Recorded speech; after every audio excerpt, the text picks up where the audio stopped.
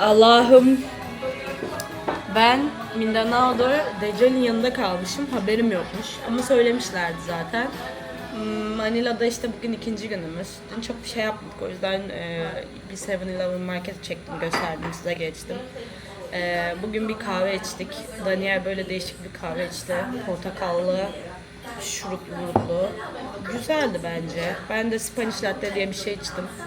O da bildiğin latte gibi ama krema koyuyorlarmış içine. Neyse, kafenin kendi tuvaleti yokmuş. Dedim tuvaletim geldi. Tuvaletiniz nerede? Karşıda dedi. Dedim para ödememiz gerekiyor mu? 5 peso dedi. Dedim ki ablacığım param yok, nakitim yok. Yani param var da nakitim yok dedim. O da dedi ki istersen tip box'tan vereyim. Açtı tip box'u, dedim saçmalama, o kadar sıkışmadım yani. Hani burada kim bilir kaç saat çalışıyorlar, o tip box hani bir işlerine yarayacak. Dedim ben bulurum tuvaleti. Yani en kötü tuvalete gidip tuvaletim var, girebilir miyim derim. Üzüldüm ya, neyse. Öyle yani, Filipinler'de we can go love. Benim kocam böyle aynı Türkiye'deki gibi bence. It looks like Turkish style also.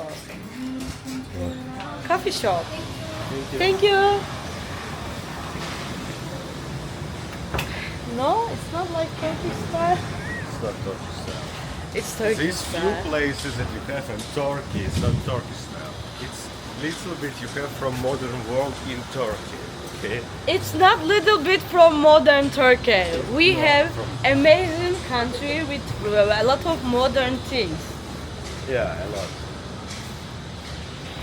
Huge. Like, yeah.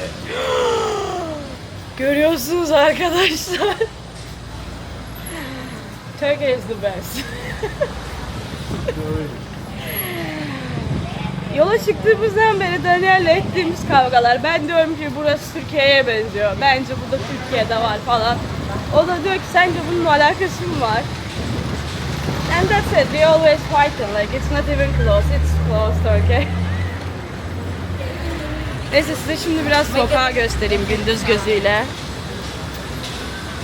You know, in Ukraine, you can drink coffee like this, with all of these coffee cocktails, syrups, amazing quality. You know where? In the underground. Just like it don't have even seats. It's just stall in the entrance to underground. It's available all of this. But in Turkey we have a lot of coffee place. Yeah, but not like this. What do you mean not like this? What is special from Turkey? Taste of coffee, how you make it, options of cocktails. You different- didn't see the very good flavor. No, what You didn't will know. say with But all I the was places- drinking. I will show you when we return Izmir. We have same, and you can even watch while they roasting the coffee. Okay, so but you have it less. No, not In less, Ukraine, we have a it's lot. everywhere. All of them like this. Oh. Arkadaşlar 3. Dünya Savaşı çıkacak şimdi. No, it's not like less. Istanbul full of these kind of things.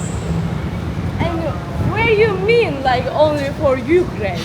Of course, Kharkiv. Kharkiv is but also the other places in Ukraine it's available. Everywhere, Kyiv and Lviv and blah blah blah. Tamam kocam, bir susar mısın? We was winning contest of coffee making in Kharkiv, world contest.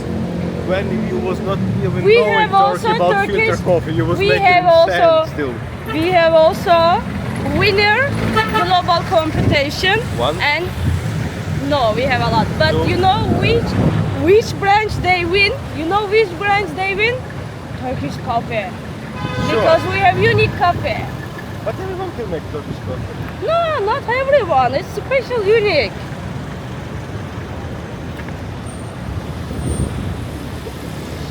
Deret, deret, deret, deret. Arkadaşlar bizim yolda böyle geçiyor yani. Ben diyorum ki kocam böyle, o diyor ki So değil. basically you just Hala devam ediyor. invented something special to win this special. Like no one cares about It's this not anymore. we but look, invented, it's not we invented. I'm going Love, it's fucking from too old history. Okay. It's from, yes, Turkish coffee. It's bit since I don't know. They bring coffee from Yemen and it's almost like, I don't know, 500 years we make it. It's not like we invented for winning. Like, yeah, Turkey won in making Turkish Maybe. coffee. What a surprise. Maybe we have another. I need to check. Okay, this time you win, but shut up. Allah aşkına şu kocama bir laf yetiştirin. Yorumlarda. Yardım edin. Bana hitap.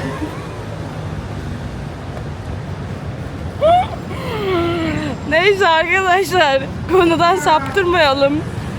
By the way, it was really tasty coffee. I like it. Neyse, şimdi vape shop'a gidiyoruz. Filipinler'de elektronik sigara yasal. Kontrol ettik. Ama böyle anlamadım yani. Mesela Malezya'da yasal değildi, yasal gibiydi yani. Sıkılaştırmaya başlamışlar kanunları ama hani böyle her yerde içebiliyordunuz mesela. Ya da bulabiliyordunuz. Vietnam'da hiç yasal değildi ama köşe başı ablalar ya da abiler böyle tezgahta kucağında taşıyorlar. İşte içer misin, vape alır mısın diyorlardı. Biraz pazarlıklı, ucuz vape alabiliyorduk. Burası çok öyle değil yani. Hocam.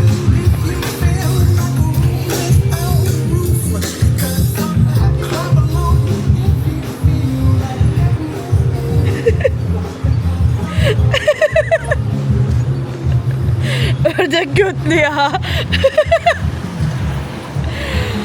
Bu adamla yola çıktığımızda bu adam 90 kiloydu. Gelmişiz. I will come. Gelmişiz. Dur bakayım video çekmemize izin verecek mi? Aha geldik. Oh. Hadi bakalım.